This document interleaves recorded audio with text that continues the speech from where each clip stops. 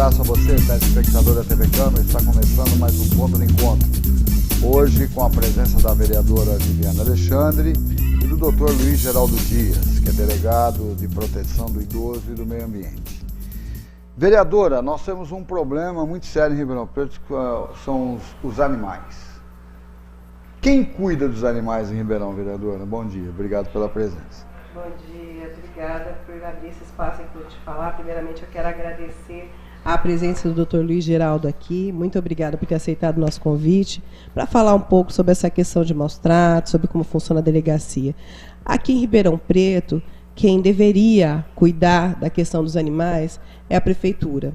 A Prefeitura é o órgão responsável, de acordo com a Constituição Federal.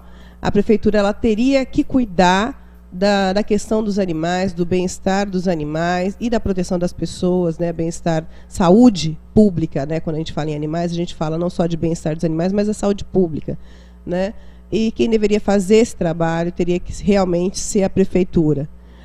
O Estado, através das delegacias especializadas, ele trata da questão de maus tratos, da questão de crimes, mas tratar a prevenção, né, o bem-estar desses animais, cabe realmente ao órgão público, ao poder público, e, no caso, a Prefeitura Municipal de Ribeirão Preto, que, infelizmente, não está fazendo esse serviço.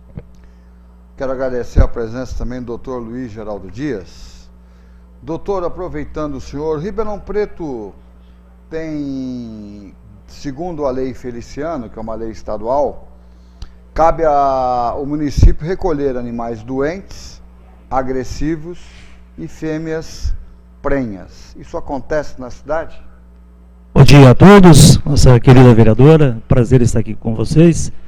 Canal importante de comunicação com o povo e nessa interação viva dos órgãos do Estado, a Polícia Civil com a Câmara Municipal, com os órgãos da Prefeitura.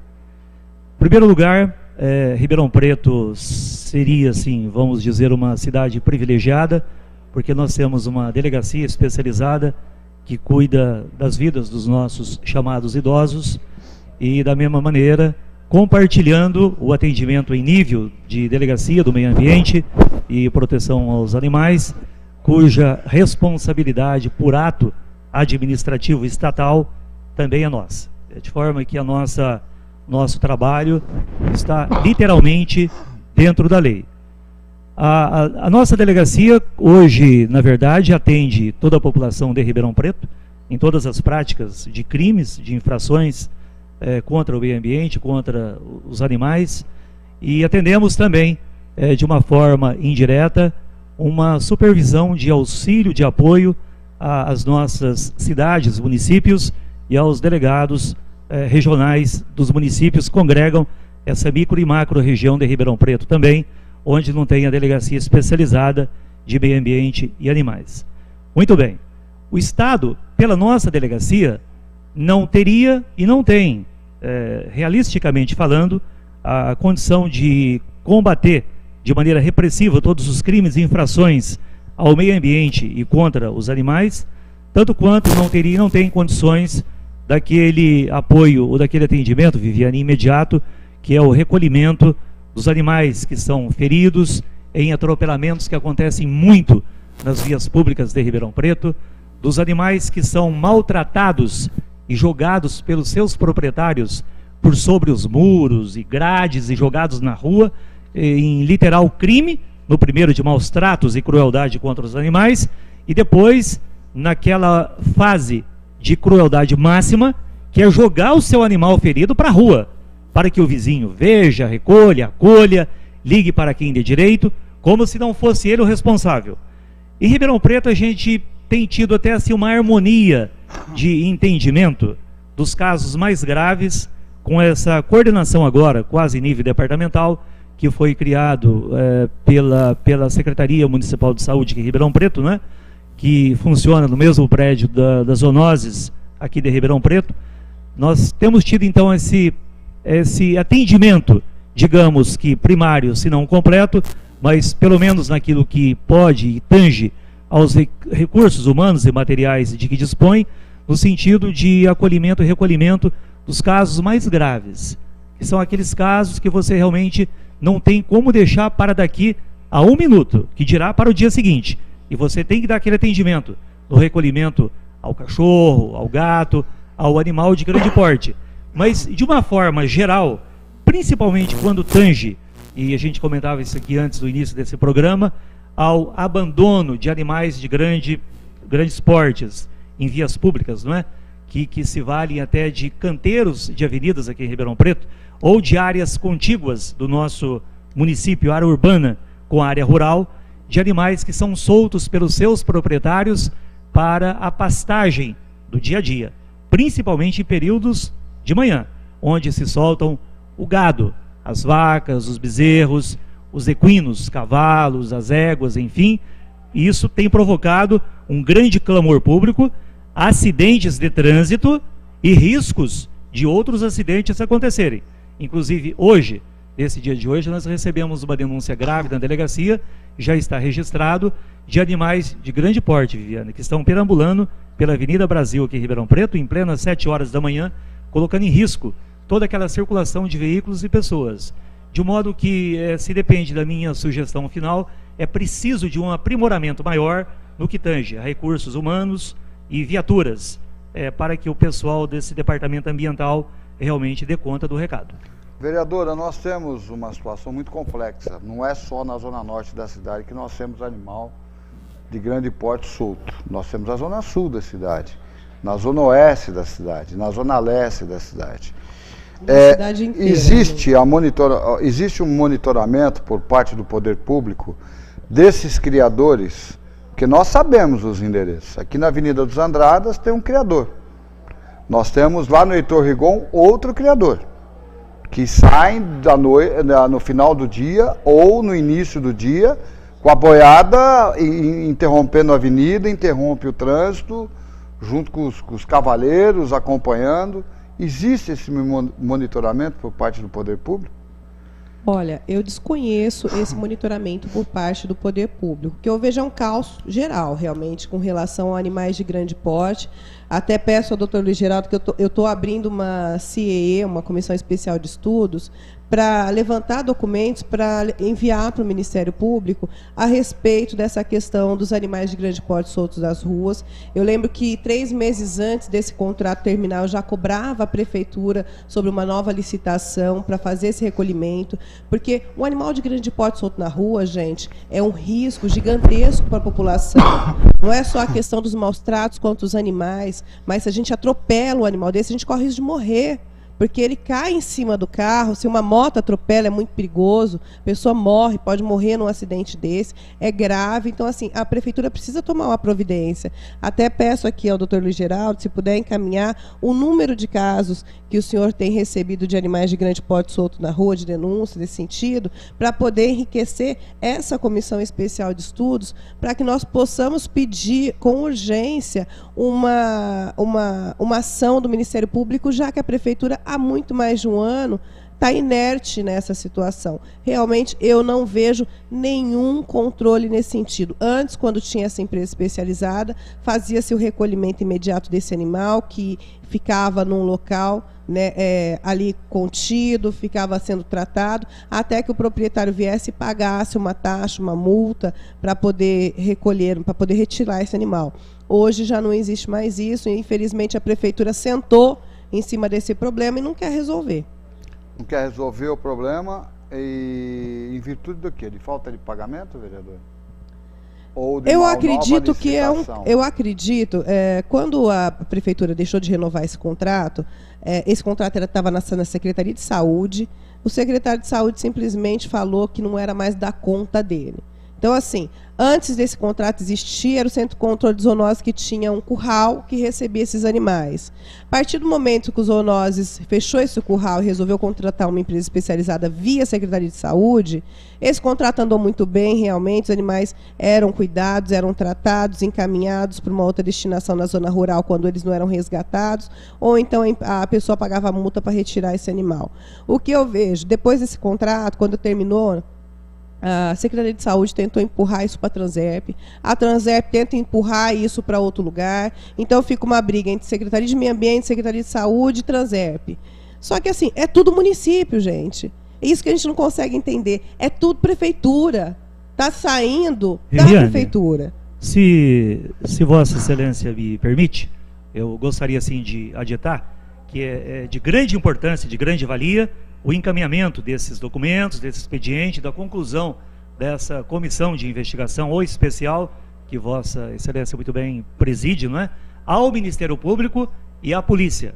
Mas é importante deixar bastante claro também que, nos termos da Constituição brasileira e nos termos do Estatuto da Cidade, que é uma lei federal que rege a vida dos municípios no país, a vida urbana, tanto a Constituição quanto o Estatuto da Cidade dá ao chefe do Executivo o poder discricionário de ação, de poder de polícia administrativo, de antecipar a própria polícia judiciária criminal, o próprio Ministério Público e o Poder Judiciário, no sentido de fazer valer o império da Constituição, do Estatuto e da lei orgânica do município e aplicar todas as sanções administrativas possíveis e imagináveis, e com essas previsões constitucionais e legais, no sentido de identificação do proprietário, a apreensão daquele animal de maneira imediata, num trabalho conjunto e harmonioso, que, se me permita o termo, deverá ou poderá, entendam-se de qualquer maneira, apenas a uma conjugação, poderá solicitar, ou de maneira harmoniosa, a gente estará junto, a Polícia Civil estará junto, no sentido de aplicar a lei de forma imediata, também a lei criminal, no sentido de prender essa pessoa em flagrante delito, não é? E já levá-lo às barras do Poder Judiciário. Porque pouca gente sabe, mas nós temos uma resolução do Ministério do Meio Ambiente, de uma resolução chamada SMA 48 de 2014, que prevê uma sanção administrativa, uma multa a quem abandona o animal, a quem maltrata o animal, a quem mantém o animal em cativeiro, qualquer que seja a natureza do fato, de R$3.000 por animal.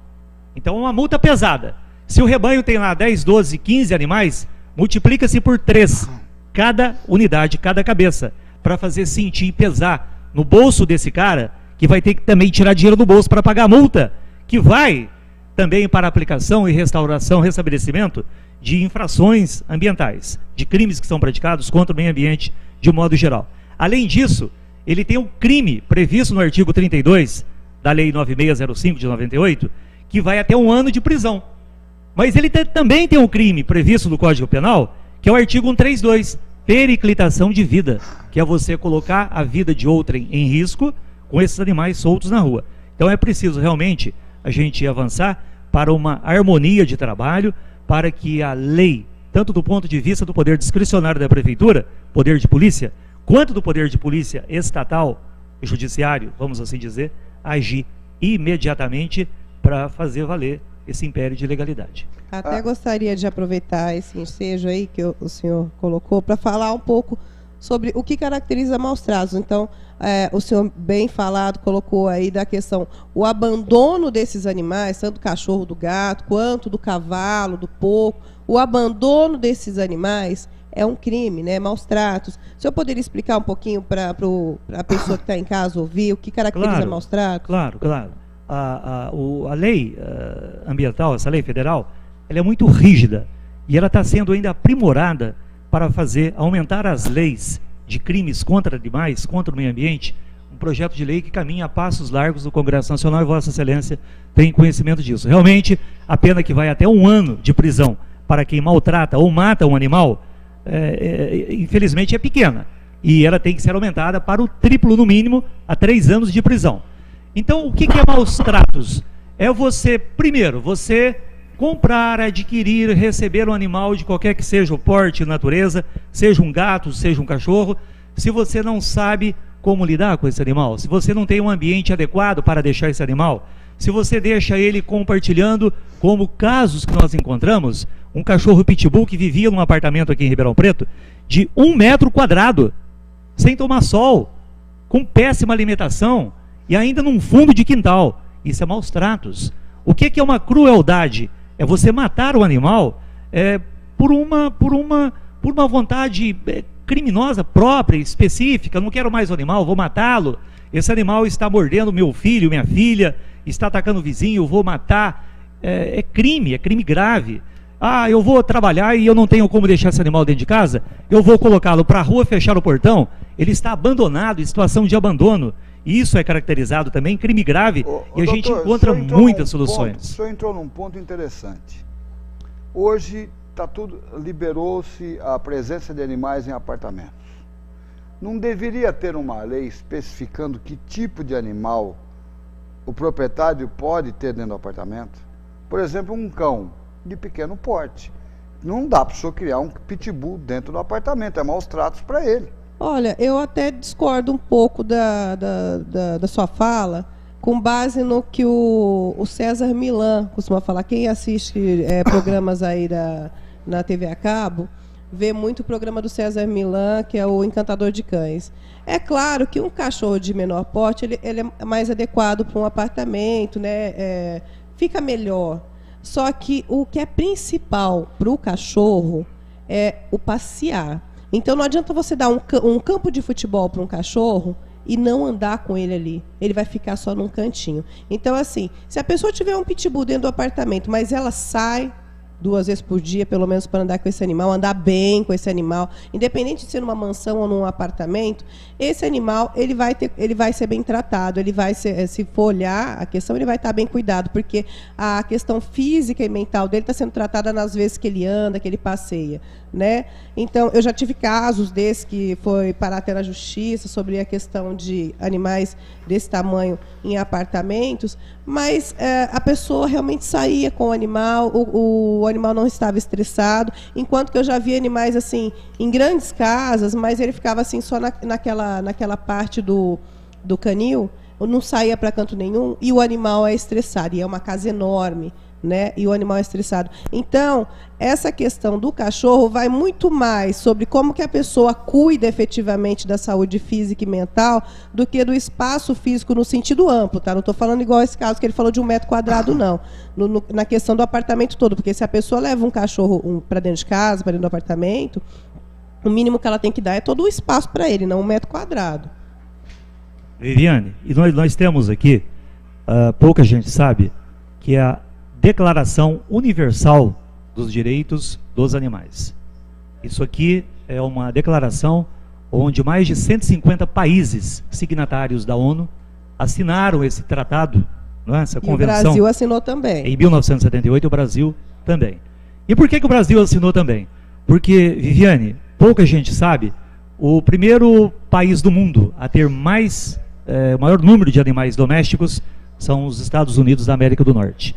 O segundo país do mundo é o Brasil. É o Brasil.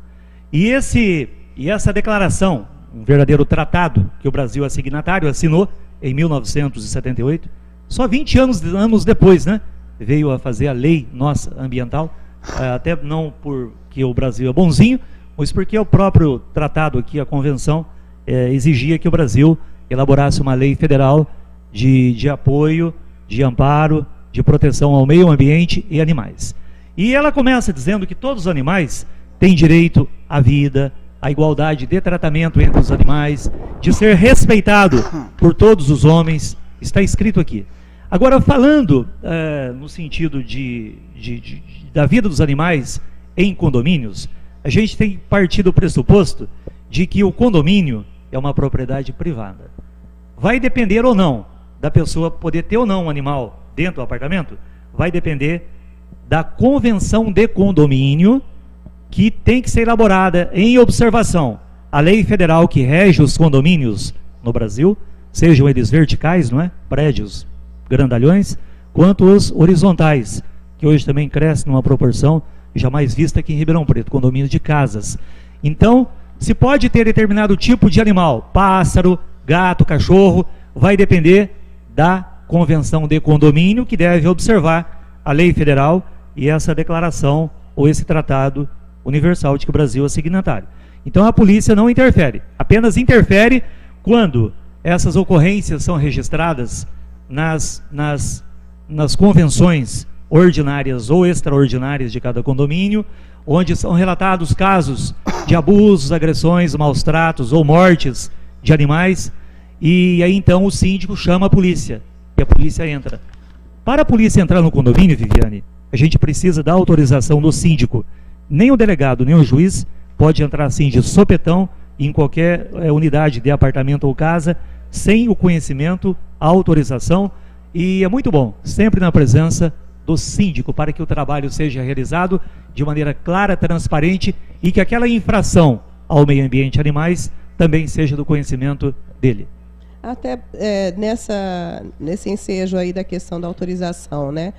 O animal que está em, vamos colocar uma ocorrência, um flagrante, né? Maus tratos flagrante. A pessoa está batendo no animal dentro de casa. A questão de maus tratos que está ocorrendo nesse momento, um flagrante, que se não entrar imediatamente no local para socorrer o animal daquela violência que ele está sofrendo, ele vem a perecer. Como que age a polícia? Tem que esperar o síndico?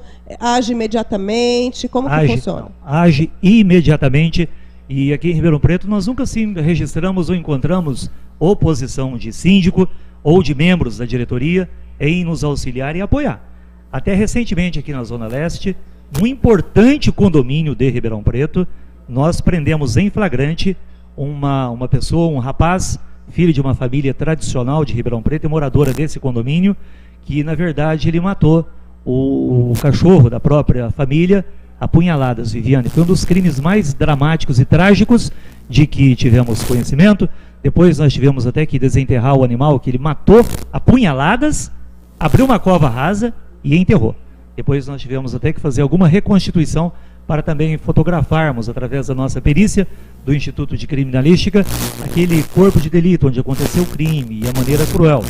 Essa pessoa usuário de drogas, já teve algum envolvimento, enfim, e teve lá uma coisa súbita, enfim, lá, psíquica, psicológica, né, dele, uma turbulência mental, e ele matou esse cachorro a punhaladas e poderia ter matado qualquer pessoa do condomínio, até da própria família, aquele surto psicótico. E aí nós tivemos apoio do síndico, da diretoria que nos acompanhou, da guarda que faz a segurança interna do condomínio, e esse indivíduo foi preso em flagrante, e evidentemente o crime é afiançável, o pai acompanhou tudo, em razão até dessa doença mental, e o caso foi colocado no dia seguinte, na mesa do juiz e do promotor aqui de Ribeirão Preto, que é bom que a população saiba que o Poder Judiciário, o GCRIM aqui em Ribeirão Preto, o juiz e o promotor que cuidam dessa parte, são nota 1000. Eles nos atendem imediatamente e aplicam sanções das mais sérias e enérgicas possíveis a cada caso. Quem são, doutor? O doutor Júnior é o nosso juiz de direito, né? É uma pessoa sensível a esse tipo de crime e que aplica sentenças de maneira rápida e ele age de maneira imediata.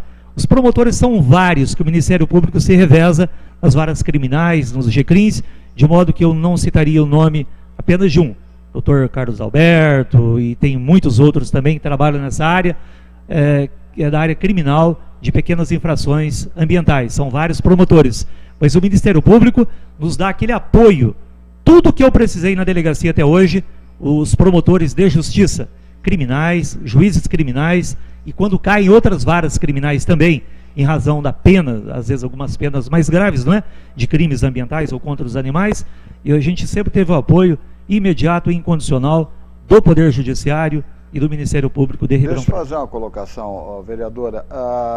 Só diz que a Secretaria de Saúde lavou as mãos no que tange aos animais. Tem uma coordenadoria do bem-estar animal que é de responsabilidade da Casa Civil. Então mudou de mãos. Saiu da Secretaria de Saúde e foi para a Casa Civil. É isso que eu estou entendendo? Procede isso? Procede sim. A Secretaria de Saúde sempre quis isso, né? Nós temos algumas diretoras lá que assim preferem eutanasiar animal do que cuidar, né?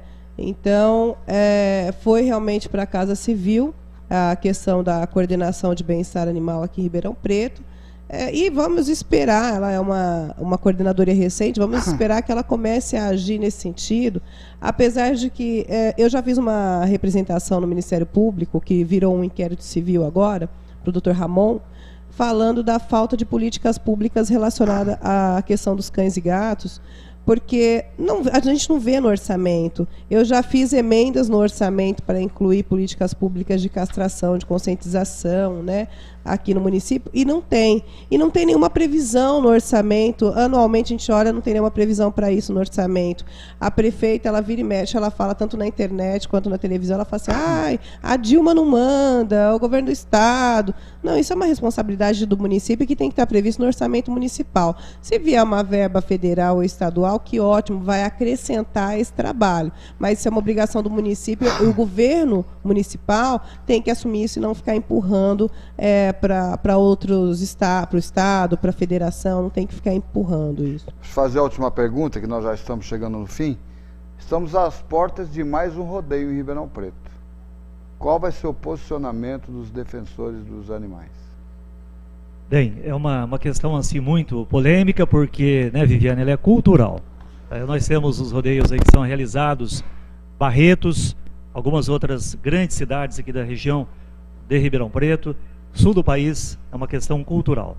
Mexe e vira, a gente vê, evidentemente, com todo o direito e poder constitucional legal, organizações ou pessoas físicas, por si só, pedindo em liminares, em ações judiciais, e o judiciário atendendo de pronto. Por quê? Porque o rodeio envolvendo animais, especialmente de grande porte, com aqueles métodos tradicionais antigos, né? Aqueles esporões que cortam a carne, deixam a carne viva do animal, né, Viviane? Numa verdadeira exposição do crime. Nós, como defensores da lei, especialmente do que prevê os crimes ambientais, enxergamos isto como crime, evidentemente. Se não for adequado a regras, digamos assim, mais humanizadas, que dê mais dignidade a esse tipo de festival ou festivais, a polícia, na pessoa de quem vos fala, é terminantemente contra.